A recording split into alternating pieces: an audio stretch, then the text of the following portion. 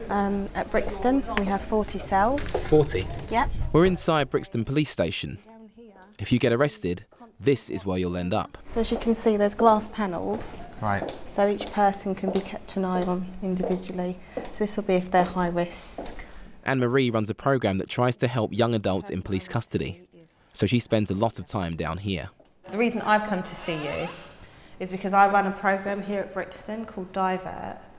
And what that means is helping 18 to 25-year-olds back into employment or onto a course. Divert's aim is to stop young people falling into a life of crime and repeat offending by offering them job and training opportunities. You've got examples of how well it works, but then there are people who say no. It's quite disheartening, but it's each to their own. You know, when a person's ready to engage, they will. I never force them.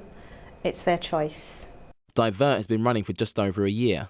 They've spoken to 171 people. 48 of them are now in work or training. 58 people have said they're not interested. Stanley went through the programme last year. He says he sold cannabis to pay his way at university.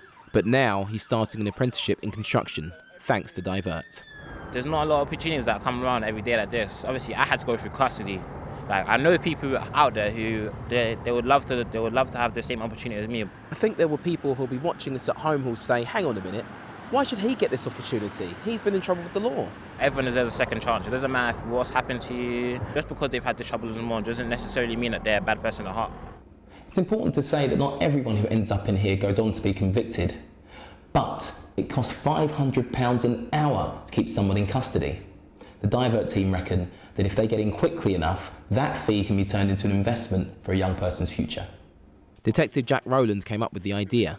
Now there are plans to expand Divert to 3 other London boroughs. When you put someone into employment, when they become a 20% taxpayer, that we have got 20% taxpayers that have come through Divert, you think they're now repaying that cost back to society. And it isn't about cost, but you realise actually you are saving money, but you could also transform someone's life.